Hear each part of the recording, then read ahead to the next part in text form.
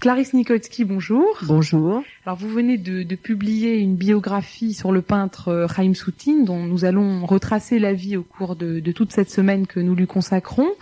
La date de la publication de cette biographie n'est pas arbitraire, puisque nous célébrons cette année le centenaire de la naissance de Chaim Soutine, qui est d'ailleurs par hasard aussi le cinquantenaire de sa mort, puisqu'il est mort à l'âge de 50 ans. Donc Chaim Soutine qui est né à Smilovici, province de Lituanie, en 1893. Avant de parler de l'enfance de Soutine à Smilovici et du mode de vie extrêmement misérable des Juifs de cette partie de la Lituanie, j'aimerais, Clarisse Nikolsky, que vous nous disiez ce qui vous a poussé à écrire cette biographie, à vous intéresser au personnage et à l'œuvre de Chaim Soutine. Oui, eh bien j'ai publié il y a quelques années une biographie de Modigliani, et Soutine et Modigliani ont été très amis. C'est même Modigliani qui a été un des premiers à pressentir le génie de Soutine. Donc, forcément, déjà à ce moment-là, je me suis intéressée à Soutine. Et bien entendu, auparavant, j'avais vu les grandes expositions qui avaient eu lieu, dont une au Grand Palais il y a un certain nombre d'années. J'avais été très frappée par cette peinture qui finalement n'appartient à aucune école et qui est d'une extrême violence. Et puis, ce qui m'avait frappée, c'était la spiritualité de la peinture de Modigliani. Et ce qui me frappe de la même manière, si vous voulez, c'est la violence inverse de Soutine, c'est-à-dire cette forme de profanation qui se répète sans cesse, et dans les sujets qu'il traite, et dans la manière dont il les traite. Donc, si vous voulez, c'est une espèce de travail en miroir que j'ai fait, en redécouvrant Soutine pour cette biographie. D'ailleurs, les auditeurs peuvent lire ces très belles biographies aux éditions Plomb. C'est ça, oui. Alors, Chaim Soutine, donc né à Smilovici en 1893, dans une communauté juive dont les conditions de vie sont extrêmement difficiles, du fait de la persécution, mais aussi du fait de la misère. Je vais vous dire d'ailleurs, c'est intéressant, c'est que finalement, on ne connaît pas de manière absolue la date de naissance de Soutine. Et le fait est que tous les documents français portent la date de 93. Donc c'est la date qu'il aurait donnée, qu'il a donnée. On la considère donc comme exacte. Vous savez bien qu'à cette époque, et dans ces petits villages, il n'y avait pas vraiment de registre d'état civil et pas de repères. C'est-à-dire qu'à 9-10 mois près, il est peut-être né en 92, mais officiellement, il est reconnu, et surtout au moment de sa mort, comme étant né en 93. Donc, on considère que c'est son centenaire, le centenaire de sa naissance. Alors, je ferme la parenthèse. Et bon, pour revenir à la famille de Soutine, Soutine est le dernier enfant d'une famille nombreuse. Son père est tailleur, Salomon Soutine. Ils sont dans une pauvreté absolue. C'est-à-dire qu'on voit à longueur de temps son père assis en tailleur, justement, en train de coudre les habits des paysans du coin, coudre, recoudre et raccommoder. Et la condition des Juifs est extrêmement difficile et douloureuse, surtout dans ces petits villages. La condition du Juif très pauvre est épouvantable. C'est-à-dire que ce tailleur, finalement, n'a pour client que les Russes. Et les Juifs sont trop pauvres presque pour être ses clients. Et ces paysans russes qui sont très pauvres aussi se font faire un costume le jour du mariage et en général ils le portent quand ils sont enterrés. Ils se font enterrer dans le même costume. C'est à vie, puis ils le font raccommoder à longueur de temps pour les grandes circonstances. Mais ce qui arrive souvent, c'est qu'ils sont tellement pauvres qu'ils ne peuvent pas payer le petit tailleur juif et que le tailleur juif ne peut pas même entrer en procès contre ces paysans russes parce qu'il est sûr qu'il perdrait et qu'il aurait des problèmes. C'est la situation de la totalité de cette petite communauté de Smilovici et qui, de plus, vit dans un état de persécution continuelle puisqu'il y a un territoire déterminé dont les Juifs ne peuvent pas sortir. C'est-à-dire que 10 ans avant la naissance de Soutine, il y a eu les oukases du maréchal Ignatieff qui ont, si vous voulez, défini la situation du Juif en Russie. Alors cette situation n'a cessé de se dégrader. Il faut tout de même faire une parenthèse et parler de la complexité de cette histoire. Que la Russie soit une patrie immonde pour le juif à cette époque, cela va sans dire. Mais il y a, et c'est quand même une chose qu'il faut savoir, une théorie selon laquelle un certain nombre de chefs religieux juifs luttent à tel point contre l'intégration possible des juifs du territoire qu'ils préfèrent finalement ces lois d'exclusion plutôt que de risquer de se mêler aux goïm, vous voyez. Enfin, le fait est que pour un jeune homme comme Soutine, comme Kisling, comme un certain nombre de ces juifs russes, la situation est catastrophique. Ils ne peuvent, surtout quand ils sont nés dans un petit village comme Smilovici, être scolarisés que dans la petite école rabbinique. Et très vite, il faut le dire, Soutine étouffe. Et il est très vite marginalisé par rapport à ses camarades. Il n'a envie que d'une chose, c'est peindre et dessiner. Et d'après sa fille, Messoutine, que j'ai rencontrée, il lui aurait raconté que tout petit déjà, il se glissait sous les lits où il se couchait par terre. Et comme la maison était très sale, parce qu'il vivait dans un état non seulement de pauvreté, mais de grande saleté aussi, et il dessinait dans les moutons de poussière.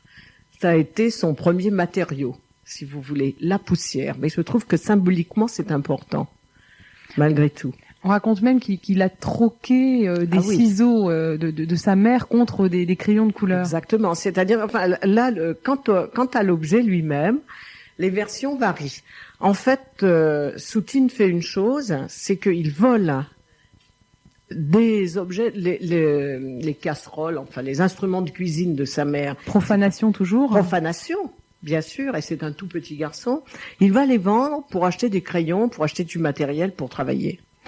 Et puis, alors la comble de la profanation, un beau jour, il fait un portrait. Pendant le cours, au lieu d'étudier sagement l'hébreu et les prières, il fait un portrait du rabbin. Et ce portrait du rabbin est réussi. Et il s'en vante. Et ça vient aux oreilles du neveu du rabbin, qui est le boucher, justement, de la communauté. Et ce boucher, un jour, appelle Soutine et lui dit « Viens par là ». Et il l'amène dans son arrière-boutique et il le rosse, il le frappe jusqu'au sang. Et je pense que vraiment, cette scène a quelque chose d'initiatique. C'est quelque chose qui va être gravé dans la mémoire de Soutine.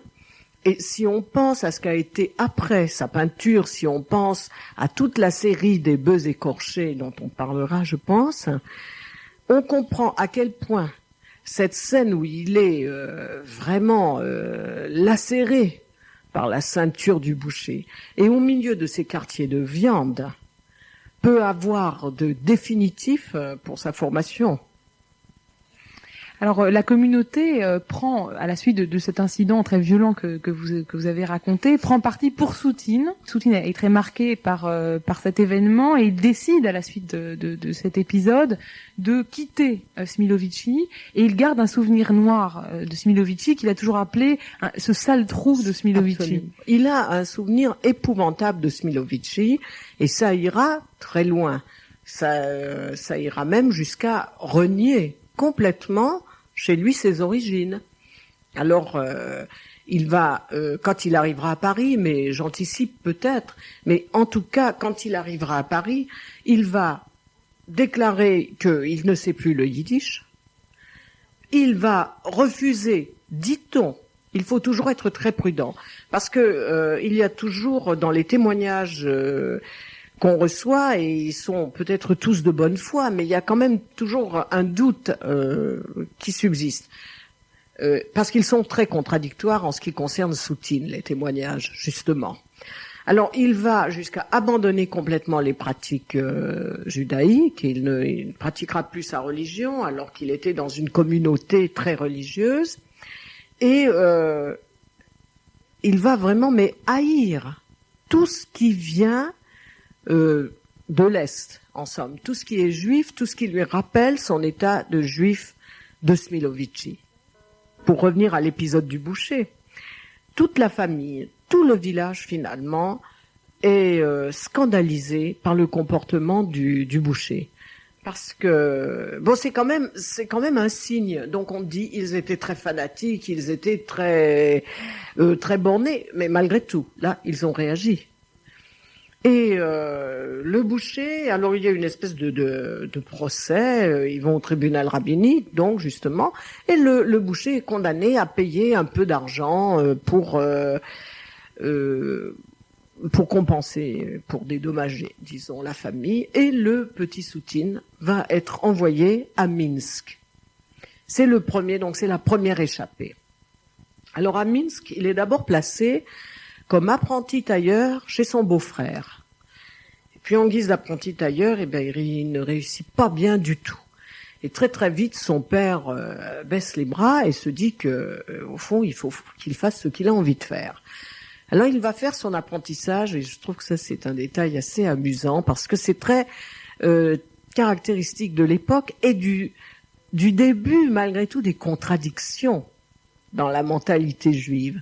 On le place chez un photographe, où il va apprendre l'art de la retouche. Donc, pourquoi ? Parce qu'on pense qu'il va avoir des clients. Il va avoir des clients parmi les juifs riches. Pourquoi ? Parce que les juifs riches, d'abord, se font photographier, comme tous les gens du début du siècle. On se fait beaucoup photographier, et on garde surtout les photos des disparus. Voilà, où on commence à les mettre sur les tombes, ce qui est quand même assez aberrant finalement dans ces communautés qui sont très observantes. Oui, mais il y a quand même un début de concession, d'acceptation que Soutine n'est pas fait pour être tailleur. Absolument, il y a un début de concession. Si vous voulez, il y a une brèche, et dans cette brèche, il va s'engouffrer, et c'est tout son destin qui va passer par là comme un grand coup de vent. Et il rencontre Kikoïne. Ils deviennent de très grands amis et ils ne se quitteront plus. Kikoïne, ça sera le grand et fidèle ami de Soutine jusqu'au bout. Et tous les deux sont donc apprentis chez ce photographe. Et puis je crois qu'au bout de 6 mois ou très peu de temps, le photographe déclare qu'ils n'ont plus rien à apprendre. Ils savent tout. Et c'est à ce moment-là le grand départ pour Wilno. Wilno qui est la grande ville. Alors on parlera au prochain épisode de cette arrivée à Wilno, la découverte de la grande ville. Pour finir, on peut dire 2 mots sur le lien que va garder Soutine avec sa famille pendant le reste de son existence, qui est quasiment inexistant. Oui, c'est un lien quasiment inexistant. Il y a vraiment très très peu de traces. Il y a une lettre qu'il envoie à sa mère, une lettre qu'il reçoit de sa mère, mais d'autre part, plus aucune trace. C'est comme si lui-même vraiment se déracinait. Il sera un déraciné, mais il s'est déraciné lui-même avec une violence qui est exactement celle qu'on trouve dans sa peinture. Mais comment réagit sa famille à ce départ sans retour ? Eh bien, on ne le sait pas, en somme. Mais ce qu'il faut savoir quand même, c'est, comme je l'ai dit, c'est une famille nombreuse. Il n'est pas le fils préféré de sa mère, loin de là, parce que sa mère a un fils aîné qui se prépare à être rabbin, ce qui, d'une certaine façon, la flatte bien davantage que cette espèce de petit voyou de Soutine. Et il semblerait que le détachement se passe sans trop de grincement de dents. Clarisse Nigoïski, merci. Demain, nous parlerons de l'arrivée de Soutine à Wilno, puis à Paris, où il rencontre Modigliani. Je rappelle à nos auditeurs que vous êtes l'auteur d'une biographie sur Chaim Soutine, qui vient de paraître à l'occasion du centenaire de la naissance de Chaim Soutine aux éditions Jean-Claude Lattès. À demain. À demain.